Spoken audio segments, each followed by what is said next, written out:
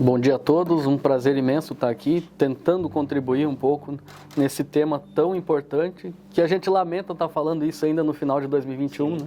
Ninguém imaginou que isso pudesse acontecer logo no início da pandemia, mas infelizmente estamos nesse contexto ainda e precisamos tentar reverter o mais breve possível. A nível nacional, os níveis ainda estão bem abaixo do pico da pandemia, mas aqui na região, principalmente, a gente já começa a ver novamente os hospitais lotados.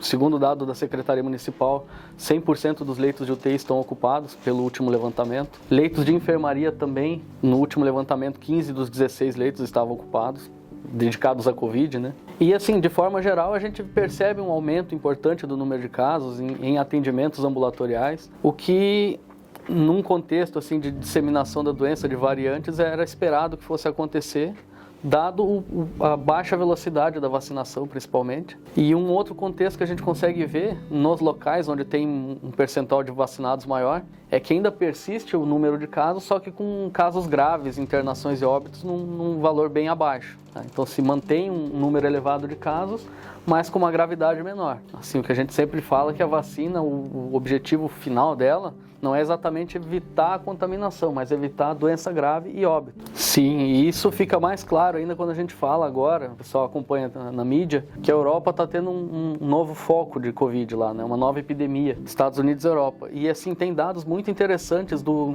percentual de vacinação de cada país com o número de óbitos por 100 mil habitantes. O leste europeu ali, principalmente, eles têm um aumento do número de casos, assim como toda a Europa, mas com um percentual de óbitos e doença grave ainda muito alta, em consequência da baixa aplicação da vacinação. São cenários diferentes, às vezes um pouco, como eu estava até comentando mais cedo, no Brasil mesmo a gente tem um percentual relativamente alto de vacinação, já com uma média de 62%, mas não é padrão isso, não é distribuição igual. Por exemplo, no Pará, o dado de ontem é que nós somos o terceiro pior estado em vacinação. No que se refere a 2 doses ou a vacina de dose única, nós temos apenas 39,9%. É um percentual muito baixo, quase metade da média nacional. O que a gente tem, o nosso maior receio, é justamente nesse período com vacinação desigual, regional e ao redor do mundo.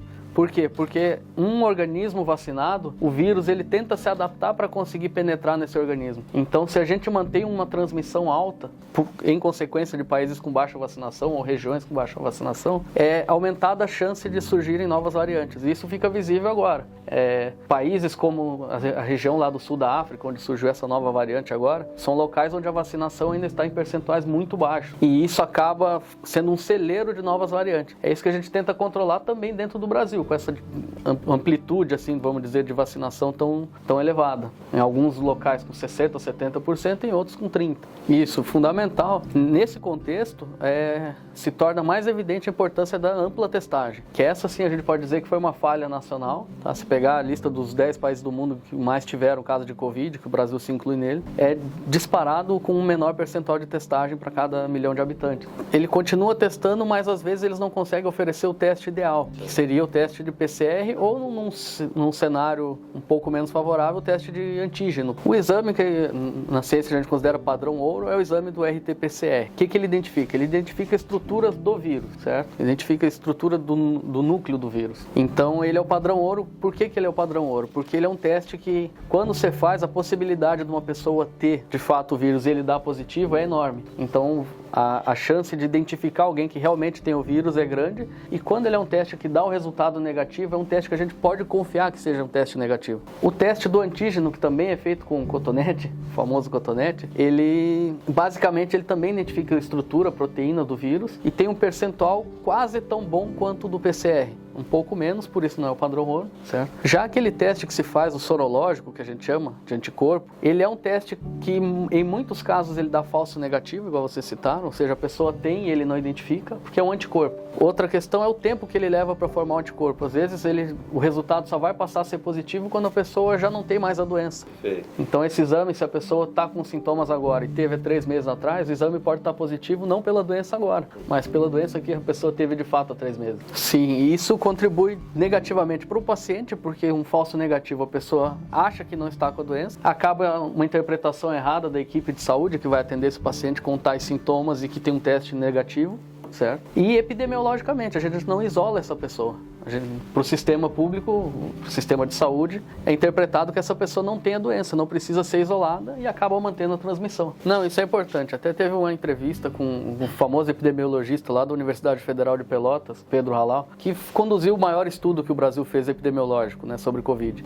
E ele também é a favor da retomada das aulas, das universidades. Por quê? Porque hoje a gente já consegue identificar, ou seja, a gente tem uma ampla testagem disponível, pelo menos não se está fazendo, mas teria que ter disponível. A gente já pode exigir a vacinação das pessoas. Então, vários países do mundo estão colocando obrigatoriedade, aquele passaporte vacinal, né? Que é fundamental. A gente num sistema que a gente não consegue fazer obrigatoriedade da vacina, a pessoa até tem o direito de optar não fazer, apesar de que, na minha opinião, a pessoa que se recusa a vacinar, ela não está recusando apenas assim, ela está negando o direito dos outros de uma proteção no meio de uma pandemia. A minha orientação, assim, seria uma forma de exigência, porque não é algo que interfere apenas com a vida da pessoa em si. Por isso, nesse contexto ali que a gente ainda não consegue fazer obrigatoriedade da vacina, a gente poderia conseguir exigir, no mínimo, que essa pessoa, para poder frequentar os locais públicos, estivesse vacinada. Shopping, Já que ela não é obrigada a se vacinar, ela pelo menos não deveria ter o direito de ficar em locais onde ela pode transmitir. Isso, eles colocaram como preferencialmente a Pfizer, mas num cenário em que não está disponível, poderia-se usar as outras, exceto, aí é questionável o porquê de não se usar ela, a Coronavac. Tá? Mas a orientação seria essa, preferencialmente a terceira dose com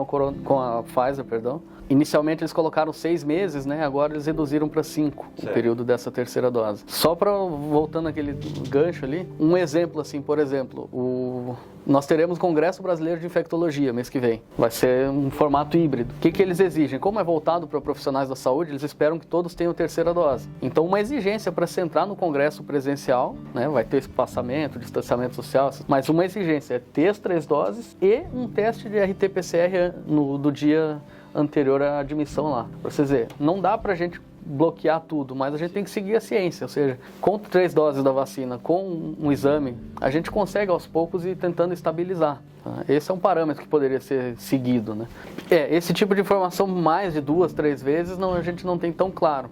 Mas é possível sim, até o momento já tive casos de reinfecção que eu atendi. Mais de 3 vezes até não tivemos tempo suficiente ainda, né? Particularmente eu não vi nenhum com uma terceira vez. Isso, a tendência é essa, justamente o efeito da vacina, por exemplo. O efeito da vacina, como eu disse, ele consegue diminuir o risco da pessoa pegar a doença, mas o objetivo principal é fazer com que, se essa pessoa pegar a doença, não seja uma doença grave. Acontece doença grave, óbito? Acontece, mas eu pergunto até a todos os ouvintes aqui, antes da vacinação, quantas pessoas vocês conheciam que foram internados, hospitalizados com quadro grave? E depois de vacinadas, quantas pessoas vocês conhecem que tiveram quadro grave? Pode acontecer, mas com certeza é um percentual infinitamente menor. Sim, a prefeitura anunciou, né, que não vai organizar os eventos da virada do ano, mas meu parecer assim seria que a gente pudesse fazer um controle melhor dos eventos que possam vir a ser organizados. Então, se a gente não consegue colocar uma fiscalização ativa para pelo menos inibir a aglomeração, ou se ocorrer o evento, exigir que seja feito o protocolo adequado. A gente vê que tem eventos acontecendo em Marabá e muitos deles acontecendo exigindo a carteirinha de vacinação,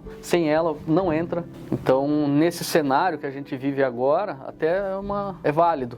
Não sabemos como vai estar daqui a um mês, certo? Se tiver uma piora significativa, talvez seja o caso de proibir mesmo, de fazer avaliação, e aí é dia a dia, né, essa avaliação, mas pelo menos um controle melhor, acredito que seja necessário.